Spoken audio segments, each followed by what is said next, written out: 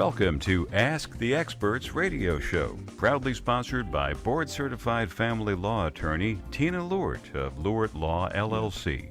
Sit back for the next half hour as host Steve-O interviews top experts in the fields of legal, health, financial, and home improvement. Steve-O offers such educational topics as community association law, family law, chiropractic care, employment law, healthcare law, and public insurance adjusting. Interviews by top experts in their field. And now, here's your host, Steve-O. Hey, good evening. Welcome to another Ask the Experts. We're on every Thursday night from 6 to 7, drive time. And this is my 7th year for South Florida. We're in other cities, but this is my 7th year. And I got to tell you, and this is not a suck up at all, our show, which is the first Thursday in each month, like we are tonight, my favorite show, and I don't care if my other experts hear this, my favorite show is Kaye Rembaum. There's more people that want to know about community association law, whether it's board members or people who live in a community, and we were so lucky to get one of the finest community association law firms. The name of the firm is Kaye Rembaum. They are here in South Florida and in Tampa. Let me welcome one of the senior partners, Robert Kaye. How'd you like that? Hello, Steve. That was nice. I meant every word of it. I really love doing the show with you. It always goes by so fast. And I'm always amazed about how many people write us every week with questions. And I think I really love more the way you answer the questions. You make it to where it's so easy to understand.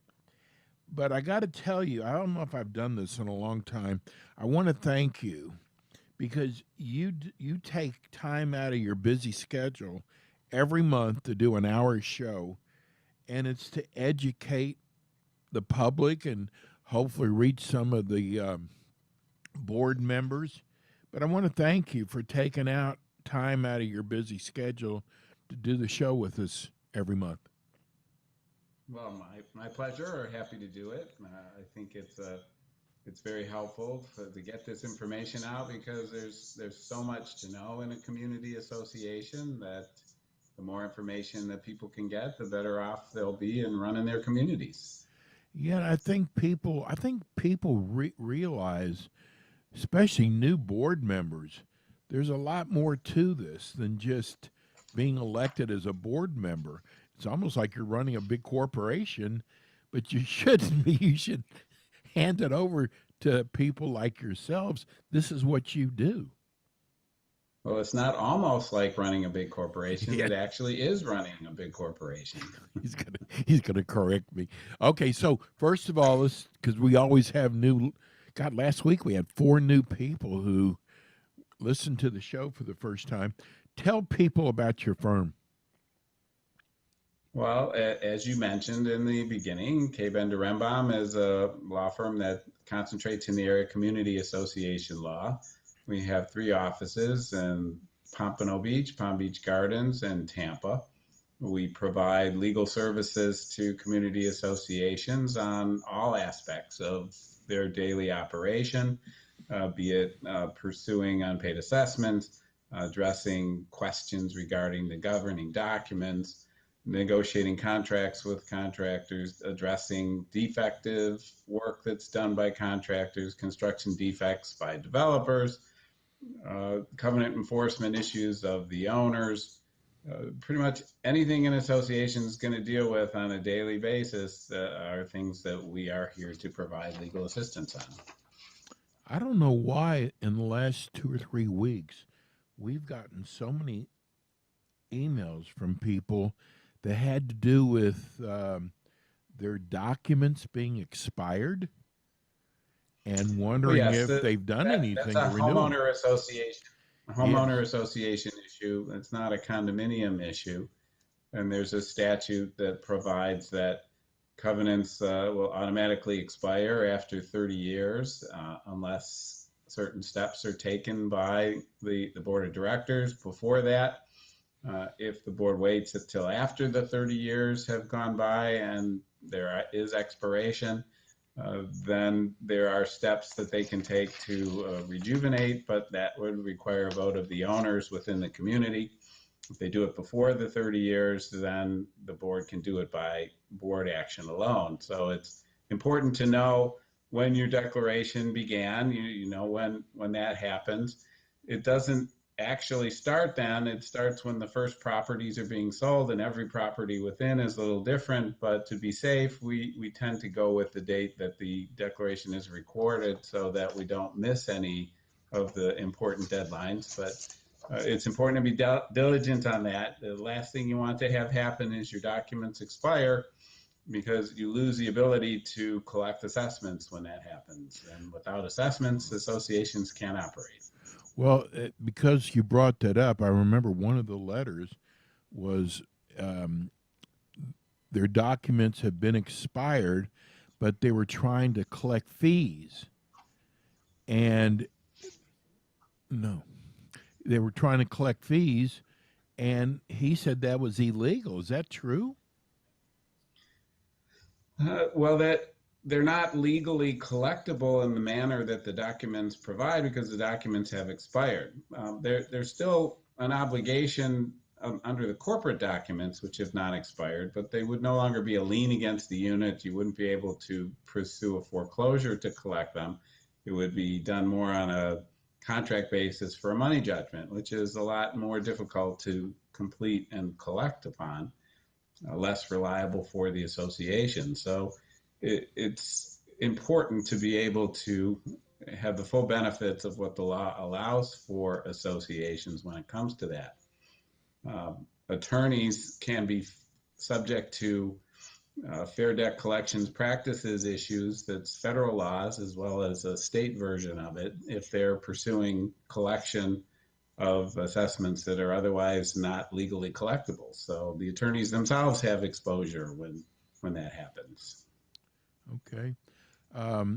Let's go to, I know we have some phone calls. We're working on the phone lines right now, but I want to go to one of our emails. This is from Dr. Daniel Davey, Dr. Daniel N. Davey. He wants to know if there is a condo law as to how many handicap parking spaces there can be in a community. Well, there is no condo law on handicap parking spaces. There are other laws that apply to handicap parking spaces, and those will be found in your local municipal codes.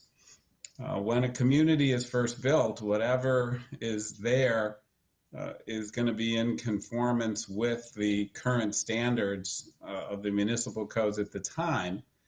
And there's no requirement to change that until or unless the association is going to be doing, say, a repaving of the parking lot or restriping, which is something you have to get a permit for from the city.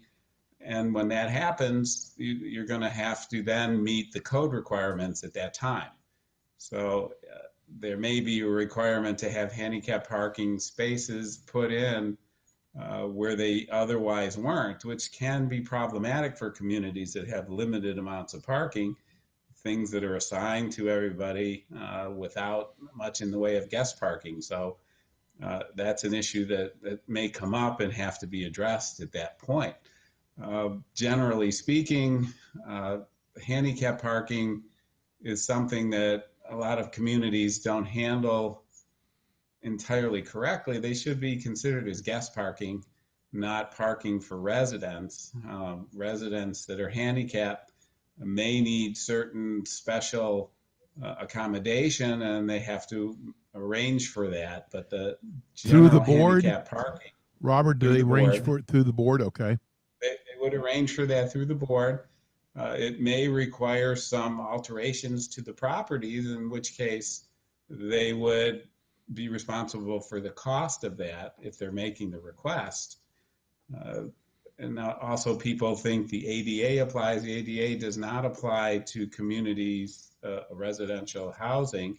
ADA, the American with Disabilities Act, applies to places of public accommodation, commercial shopping centers, offices. So Fair Housing Act is all that applies in communities such as we are dealing with here. Well, Mr. Kaye, we have a board full of calls. Let's go to Joey in Delray Beach. Good evening, Joey. No, good evening. Good to hear you guys Joey. on the air. Yeah, I have a question for the attorney. It's kind of a tough one, I think. I'm on the board of directors of a condo association here in Delray Beach, and what we're dealing with, it's a 55 and over community. What we're dealing with recently over the past year is, but first of all, we're a no pet community. But I know the state has, there's a statute that allows people to have what's called a comfort animal. And it started out very subtle in the beginning of last year, meaning the beginning of 2021. And now by the end of 2021, it spread like open borders. I mean, we have 10% of our community now have dogs, and we're a no pet community, and they're covered by this statute that is very vague. I think it's kind of vague, in my opinion. What can we do? I mean, there's no stipulation on the size of the animal or the breed of the animal. Well, Joey, what you're referring to is both federal and state law. Federal fair housing law and state fair housing laws provide they tied it into the fair housing. That's part of the issue. Yeah. And they're not comfort dogs. While people refer to them that way, they're referred to as emotional support animals. And yes, under both the federal and state laws, right, emotional support animals are not considered pets. So your pet restrictions don't apply to them. What you need to have in place is basically an application package whenever somebody's requesting an accommodation of this sort that will get you the information that's required. They have to provide documentation from an appropriate medical provider. It doesn't have to be a doctor per se. It could be a psychologist, but someone who's a qualified medical provider that identifies this person has a need for the emotional support animal because there's certain major life functions that are affected without it. It's a relatively low bar that they have to hurdle, and the law is skewed in favor of them over that of the association. And you can find yourself in very deep trouble facing fines of $10,000 or more by innocently saying you can't have a pet when in fact it's an emotional support animal. So when you get these requests, you need to involve your legal counsel to assist you. We provide our clients with a package that's made for their purposes of documents that they can use for the application process and assist with the response to the individual if it's a questionable situation. And then the board will have to decide what kind of risk it wants to take of a potential legal challenge where you're guilty till proven innocent. And that's not necessarily where you want to find yourself. Yeah, I think our biggest concern is we don't know. I mean, again, we'll have to go to an attorney, but we're not sure. Are we allowed to make rules to set the size of the animal, a limit, and also the breed of the animal, if it's an aggressive breed or not? I don't know if we're allowed to do that.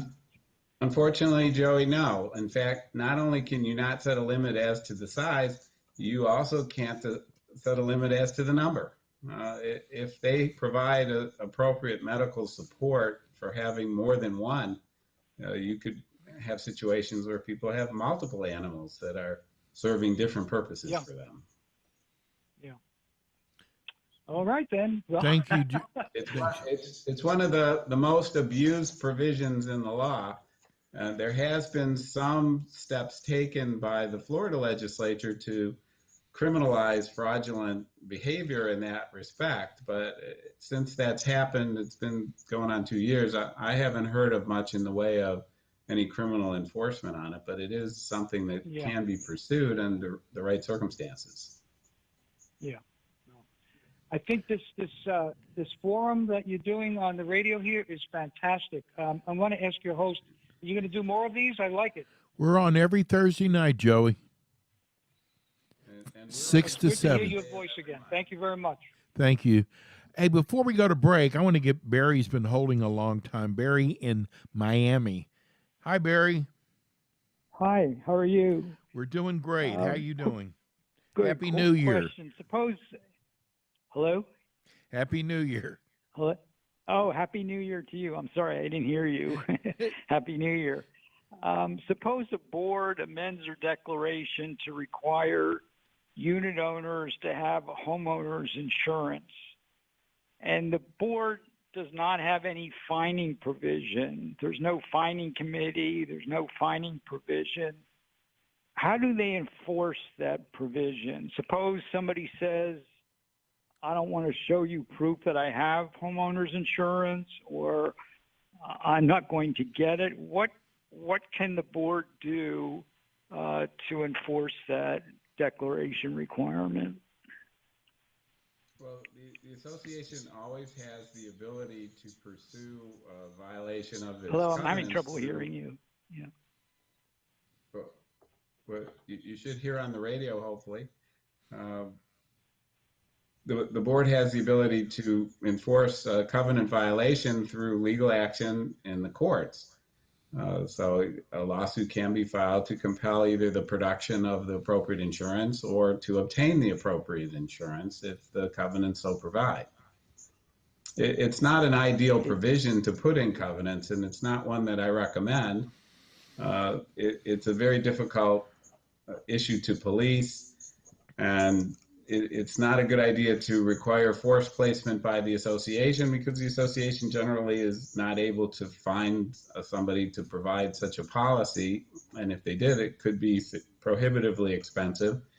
And on top of that, it could end up being uncollectible. So these are issues that most boards don't want to get into.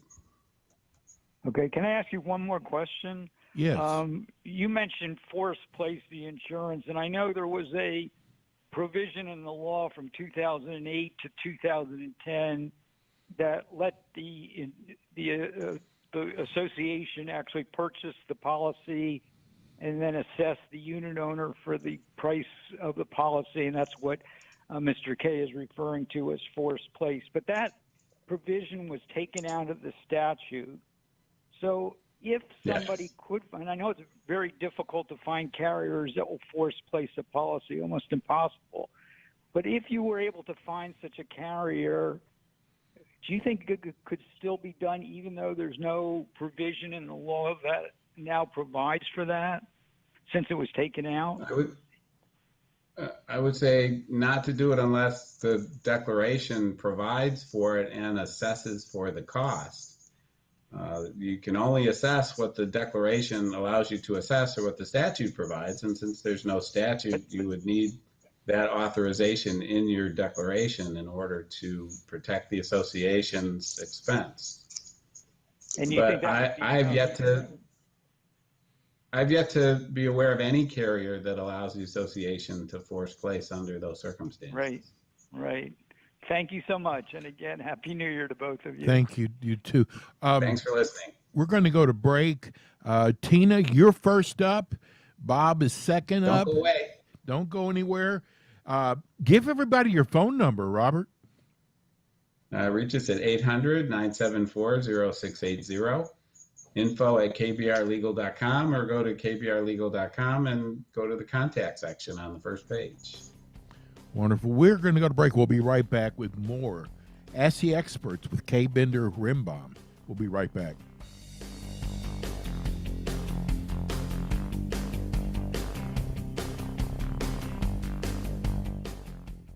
Kaye Bender Rembaum is a full-service community association law firm dedicated to the representation of community associations throughout Florida, with offices in Pompano Beach, Palm Beach Gardens, Tampa, as well as in Miami-Dade by appointment.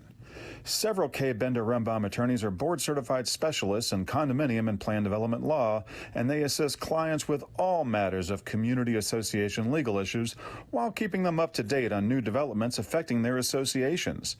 Kaye Bender Rembaum is also a well-known provider of free legal education, which often includes CE credit for managers and state certifications for board members. Contact Kaye Bender Rembaum today by calling 800-974-0680. That's 800-974-0680 to reach any of their locations. You can also visit them online at kbrlegal.com or just write to them via email at info@kbrlegal.com.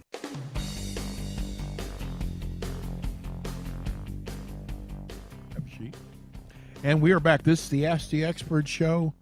I'm your host, Steve O. We're here with you every Thursday night from 6 to 7 with South Florida's finest experts in the field of health, legal, financial, and home improvement. Our first show, the very first show each month, they've been with us for 4 years now. It's Kaye Bender Rembaum. And we have one of the principal senior partners, Robert Kaye. And God, we've got so much to go over. I'm actually the senior most. The senior most. I want to get to Tina, and then we got to go over. You got it scheduled this month, don't you? Got some good stuff coming up. Yeah. Hey, let's go to Tina in Lake Worth. Hi, Tina. Hello, can you hear me? We can hear you. Yes. Oh, wonderful. Well, Happy New Year to you, both of you. Same to and you. your show is greatly appreciated.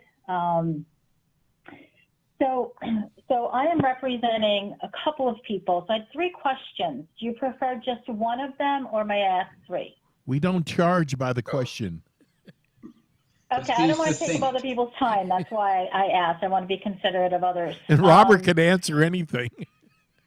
Okay, thank you, sir. I greatly appreciate it. All right, so to get to the chase, it's a cooperative, 125 units, and it's self-run. The president has been the president for 18 years. There is some rules and regulations that they just absolutely refuse to follow. They just refuse. Through all the complaints that are made, they just refuse to enforce these rules and regulations. And it's been over 30 days, and I know that they have to respond within 30 days, and they're not. So what's the repercussion of them not responding to the formal complaints put in about these rules and regulations that are not being followed? You're saying you submitted a written inquiry? Yes, correct. And it's been over 30 days. Was that by certified mail? Correct. Okay. Well, the ramifications of that are not so great. If there's litigation on the issues that you've made your inquiry about and the association wins, the association would not be able to recover prevailing party attorney's fees. So that's not really much of a ramification. I think the division of condominiums, cooperatives, et cetera, would maybe consider that to be a finable violation. So your best option at the present time is to reach out to the division of condominiums and their enforcement section and lodge your complaint with them.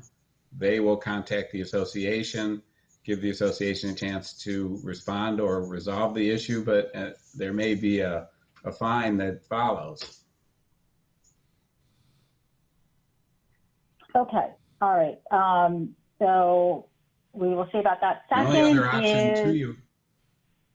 other option to you would be to hire an attorney to address it.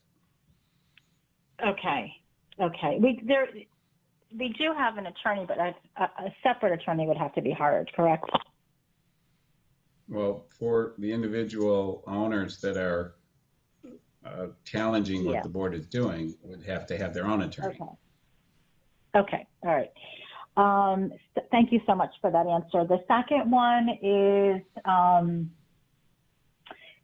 they are December 5th was our certified letter that went out for request for financial records. And a snail mail was sent, an email was sent, and a certified letter was sent. No reply. One reply was given a phone call. What do you want? We explained, we wrote it to them, and then they just ghosted the whole process of allowing us to see the financial records.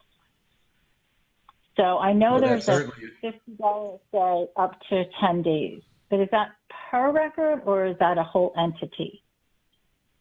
It goes on the request for inspection. It's not the specific to the record you're identifying.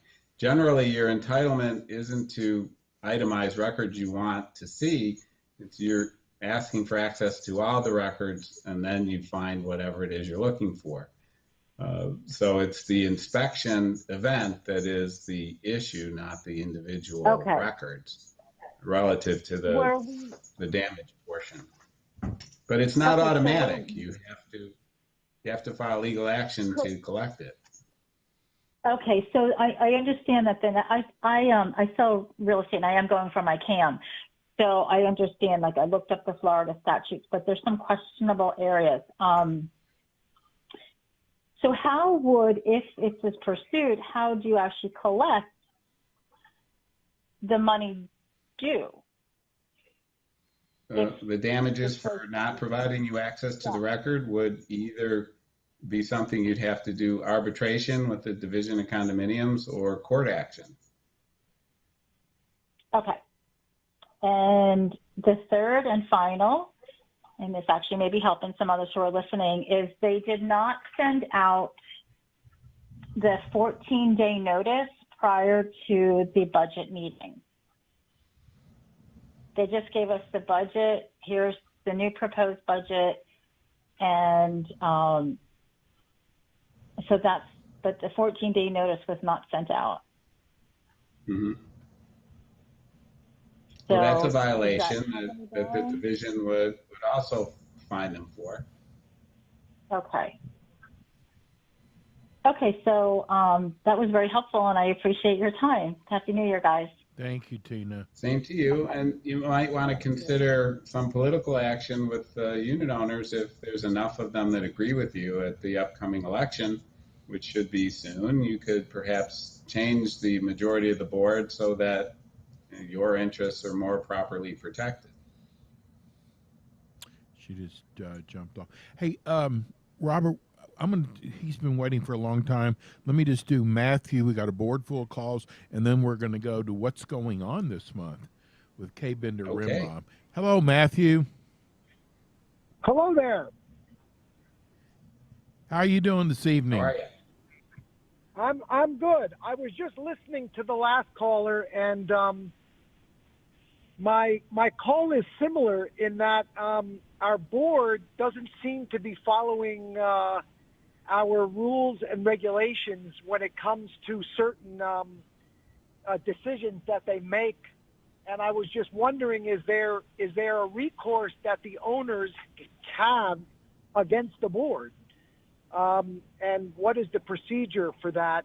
If you want to take this up, is it with some department within the Department of Professional Regulation? Like, for instance, in our case, we have very specific house rules that you can't write a lease in our building for more than 12 months at a time, and then it has to be reviewed every 12 months. And our unit, in our building, all of the owners own an apartment, and the board took it upon themselves to write a 5-year lease for somebody that goes right against our house rules. So obviously a lot of the owners feel as if this is something that we're not in agreement with, and the board just takes it upon themselves to make up their own rules as they go along or as they see fit. Well, the Division of Condominium, which is within the Department of Business and Professional Regulation, will only be addressing violations of the statute or the administrative code that deals with community associations that the division has put forth through the years. So violations of your governing documents or issues within those, the recourse would be through court action only, breach of fiduciary duty by the board, failure to enforce, or something similar to that. So you need to get your own attorney. As large a group of owners as you put together would be as good because of the costs being spread out, and then you could address it that way. So we have an attorney that handles a lot of our, let's say, monitors our elections and handles legal action of the building. But it's my understanding that this law firm represents the board of directors before the owners. So this is something that would have to happen independently of that. The owners would have to get together themselves and that's right. Hire an attorney. The attorney you're talking about doesn't represent the board of directors. He represents the association, but the association acts through the board of directors, so he takes his direction from the board. You would need to hire an independent attorney, and whoever among the owners that is part of your group would be paying for that. And if there's litigation and you win, you could get recovery from the association. So, which is all of us. So we'd still be paying ourselves, or we'd still have to pay it's all of you. All of the owners that are filing a complaint? It's possible in legal action of that nature that it goes to the association's insurance, and the insurance could be the one that ends up paying, as opposed to the individual owners. But again, it depends on the circumstances and what they do if there is such a lawsuit. But that's the downside of getting enforcement against the association. The only other alternative is political. You need to either recall the board if your election's too far off, or bring in a sufficient number of new board members at your election that resolves your issue. Okay, so I see that there's a financial component to this, but what about if we prevail and the lease is determined that it goes against our house rules, can they nullify the lease, for instance, in this particular example that I gave you? Is there, or is it just merely a financial? Probably not. The existing lease would probably be allowed to remain because the person who's the other party of the lease, the tenant, is an innocent third party who had no knowledge of the impropriety, so there wouldn't be the recourse of canceling the lease, but it would preclude it from happening again. Well, we require anybody that signs a lease is required to know what our house rules are. So that party, it's not an innocent party in that respect. That party would know what our house rules are, but this party initiated a 5-year lease instead of a 1-year lease, specifically to try to secure, their occupancy for more than what's in our rules. So they wouldn't be, in this particular case, they wouldn't be an innocent party. They would be working with the board in this case to sign a 5-year lease. Well, that would be a factual issue that would be up to the court to decide, and if the court agrees with as you've described it, then perhaps the court would do that. So, so there are situations where if you prevail, not only can you prevail financially to recoup some of your legal expenses, if the court determines that this, they can take corrective action and then go back to enforcing our rules and regulations. It is possible, yes. Yeah. Okay. Thank you so much, Matthew. Thanks a lot. You guys are very helpful that you offer this to a lot of the owners in condominiums and give us some hope that there's some direction that we can head in to resolve our issues. Thank you very much, guys. Well, we have the best community association law firm in Florida, Kaye Rembaum. let's go. What's going on this month? I bet you've got a whole calendar full of Right. events.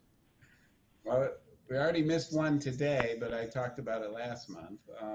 On January the 12th at 11 o'clock to noon on Zoom, we have elections for condominiums, homeowner association, and cooperative. That would be provided by Allison Hertz of our Palm Beach Gardens office. On Zoom, 11 o'clock to noon, elections, condominiums, HOAs, and cooperatives, January 12th. January 18th at 12 noon, one that I think a lot of listeners will be interested in. It's the Florida Bar Post-Surfside Recommendations in conjunction with Campbell Property Management, Lisa McGill from our office here in Pompano Beach, along with Evan Swaisland from Engineering Company and someone from Campbell Property Management will be having a discussion following the tragedy that occurred in Surfside, and the bar committee has made certain recommendations that the legislature is considering in the session that started this week. Funding construction projects, loans, assessments, and reserves is going to be on January the 19th at 12 noon to 1:15 p.m. Michael Bender will be providing that in conjunction with Capriccio's Lunch and Networking Group. That's at 12 noon on January the 19th. That's another important one to many of our communities and many of the associations out there who are looking to get into some potentially expensive construction work. Then on January the 20th at 10 a.m. to 12 noon, we have a homeowner association board member certification course. Danielle Brennan from our Palm Beach Gardens office will be providing that on that date at 10 a.m. to 12 noon, January 20th. And on January 27th at 12 noon to 1:15, aging infrastructure, knowing what's at stake. There's going to be a panel discussion hosted by Reserve Advisors. Lisa McGill from our office here will be participating in that with a representative of Reserve Advisors. And so that's another topical issue that a lot of people are talking about right now, January 27th. Go to our website at kbrlegal.com, go to the calendar, click on any of the event that interests you, and make sure you register so you can get the information to hook into the Zoom. Hey, our phone number here is 888-575-1470. 565. 565. Where did I get 575? Thank you, Freddie. Too many cities. Now, I got to tell you, I got to read this, Robert, because it's a question someone had. I'm not going to get into the question because we've got people on the phone waiting. Just Jerry from Palm Beach said, thank you for your show. I don't think you have any idea of how many listeners you have. We have over 300 units, and most everybody listens to your show every month. I thought that was cool. Well, hello to everybody there. Yeah, really, no kidding.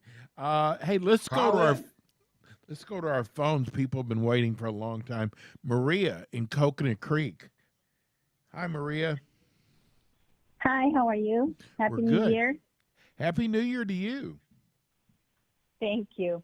All right, I have a question about this is an HOA. We have a board that is not budgeting to our declaration. So basically we're paying very little, and I guess the association will be responsible for roof replacement, and we are putting barely anything towards roof reserves. What can we do about that? Well, in an HOA, to have what we call statutorily protected reserves, things that the board has to include in your assessment and put away and not use for any other purpose, it takes a vote of the owners to create such a provision within your annual budget. And the board has to present that to you in order for that to happen.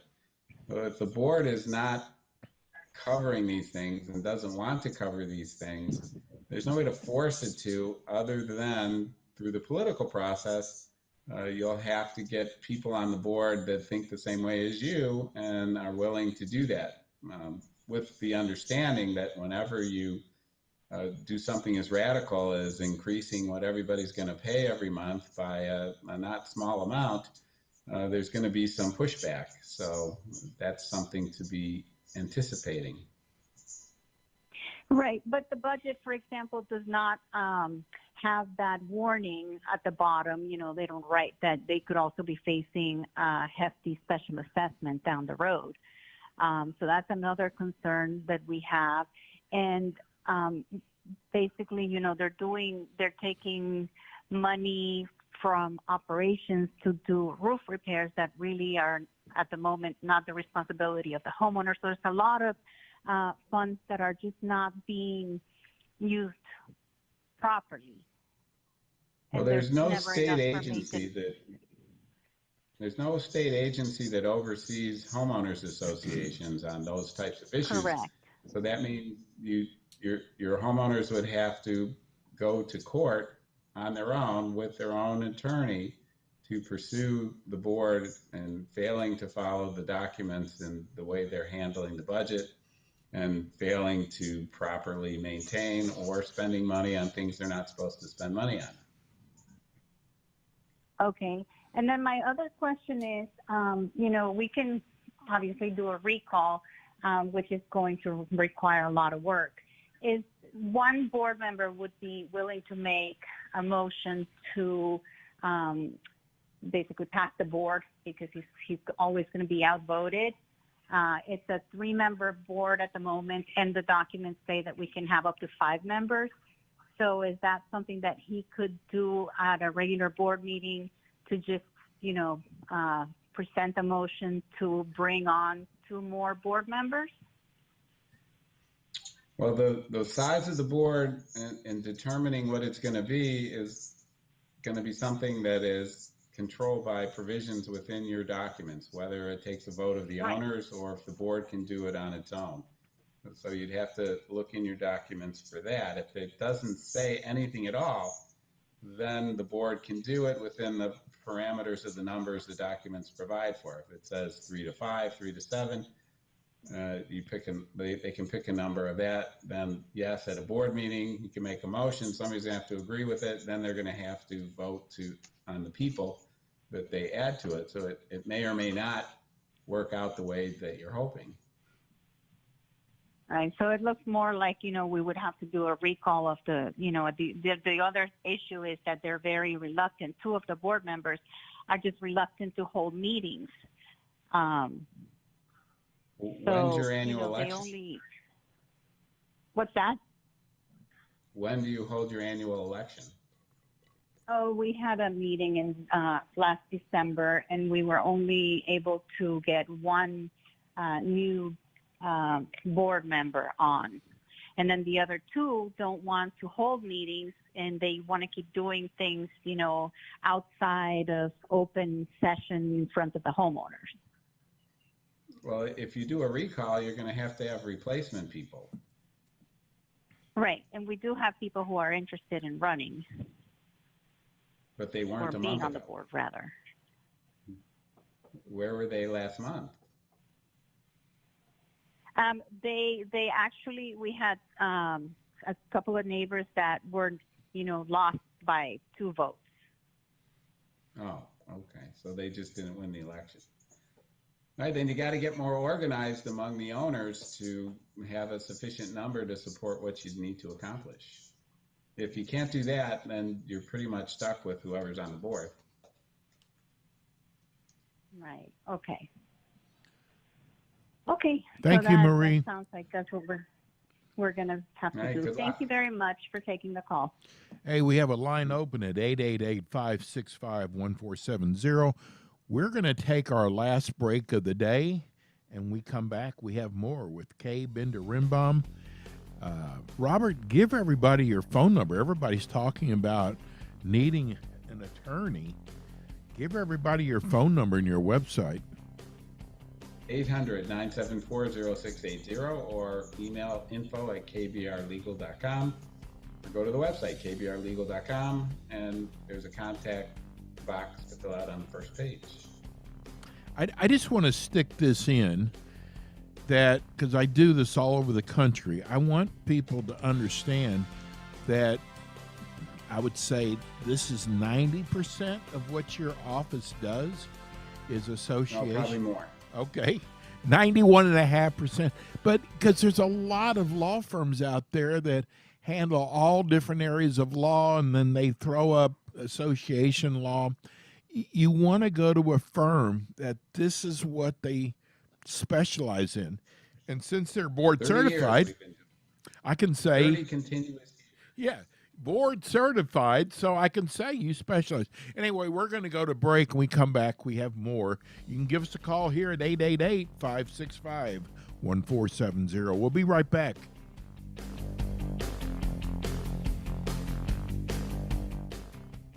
Kaye Rembaum is a full-service community association law firm dedicated to the representation of community associations throughout Florida, with offices in Pompano Beach, Palm Beach Gardens, Tampa, as well as in Miami-Dade by appointment.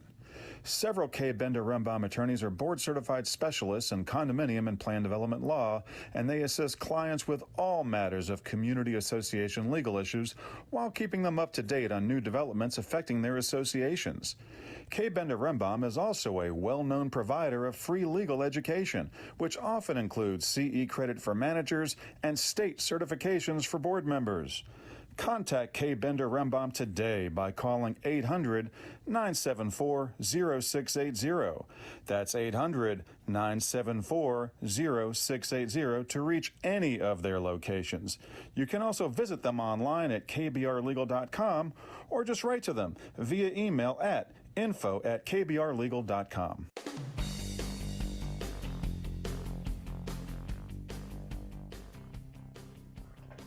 And we are back. This is the Ask the Expert show.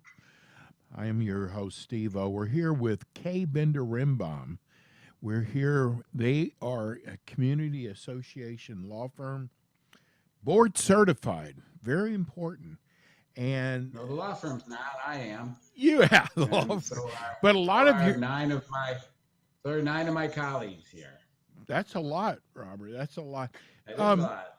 Did anything? Wasn't there something that went on with this with the condo at Surfside?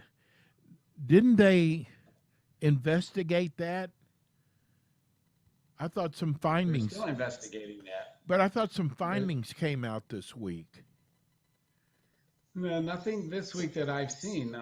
There was recommendations made by a committee that the bar had set up, and there was some participation of engineers. In fact, you may recall one of our upcoming seminars is going to be discussing that on January the 18th at 12 noon to 1 o'clock.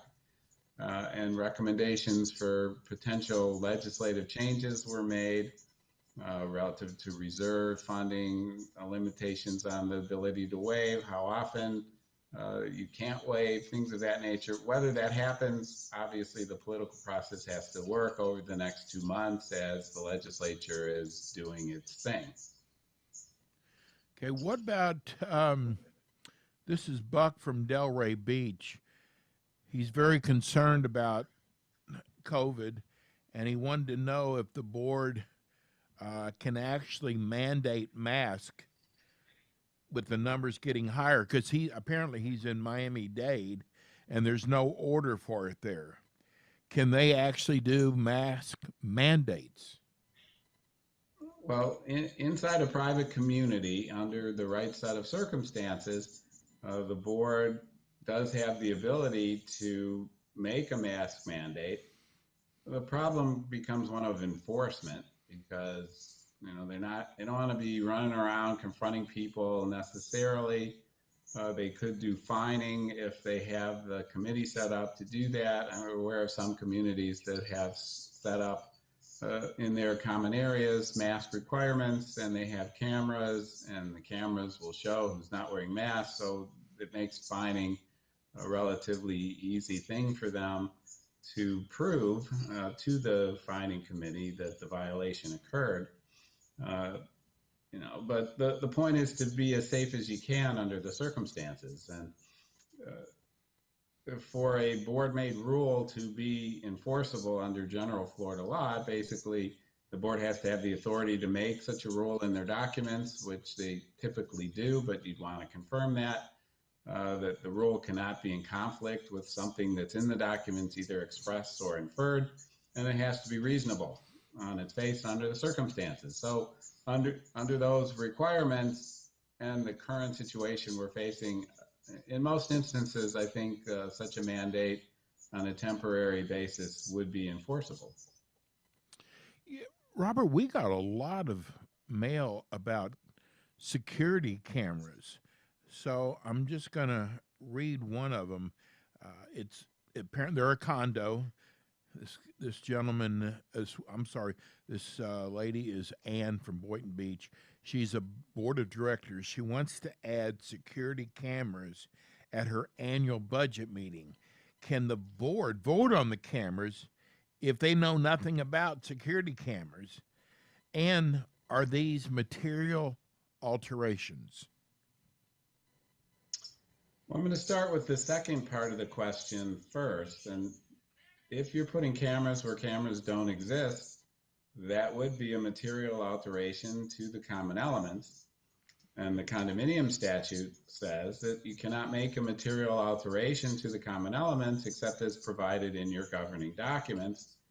And if the documents are silent on that specific topic, then upon the vote of 75% of the owners. So first you got to look at your documents to see whether there's a requirement of an owner vote or what the benchmark is. Sometimes there's a dollar figure, sometimes there isn't, sometimes the board has the authority. But then there's another issue that's an exception that the courts had carved out, and that would be if there are significant or substantial issues that require the need for these security cameras. In other words, there's been documented incidences of vandalism or criminal conduct or whatever you would want security cameras to protect you for in your neighborhood or close by. Then under those circumstances, for the health, safety, welfare of the community, that could be considered an exception to the requirement of the unit owner vote, and the board could make that determination on its own. Whenever you're dealing with this, it's important to involve your association attorney to help you through the analysis to make sure that you're not going to be in a situation in which you do it on a board vote and then somebody complains to the division, they come back and tell you that you were wrong, you get a fine, you have to remove it or get a vote, and it just can cost a lot more money than you envisioned. Now, whether the board is qualified or not to make the decision, in most instances, they would be using their business judgment that they're entitled to use as board members under their fiduciary duty to the association. And it's important that they bring in some expert assistance in reaching their decision.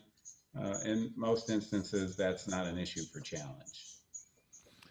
You know, when there's a hurricane on the way, people all want to know why they can only put up their shutters at a certain time and they have to be taken down at a certain time. We're getting the same kind of questions with Christmas decorations. A lot of people want to know, well, there were some people who were really upset that they couldn't put up their decorations at a certain time, and they're more upset about having to take them down at a certain time. What do you say to those people? Well, when you move into a community that has a mandatory association and covenants and rules, you're in essence agreeing to abide by those rules. Not in essence, actuality, you are bound by them. So to say that you're bothered by that it's problematic because you're still bound by it. And if you don't follow the rules, you're subject to the enforcement. Now, the rules have to be in place, either as rules or covenants that specifically address the timing of these things, and everyone should be aware of it. And subject to its enforcement. Robert, because I don't live in an association, are a lot of board the votes go on in January? A good number do January, but they started in October and they run through May. So it's mostly toward the January, February, March time, but it can go pretty much year round. We had a lot of people wanting to know if they could go door to door to campaign. I hear your music. Yeah, but there we go. Give everybody your phone number. I'm sorry about the people we couldn't get to. Give everybody your phone number. 974-0680. Write us info@kbrlegal.com or look at our website, kbrlegal.com, and there's contact boxes on the first page. Hear us again next month, the first Thursday of the month. We're happy to be here. Looking forward to seeing you again. Happy New Year to everybody. Thank you for all of your calls. Thank you, and thank your wife for sharing you with us. Thank you, Mrs. Kaye. Yeah. We'll be back again with you next week with more Ask the Experts. Everybody have a wonderful weekend.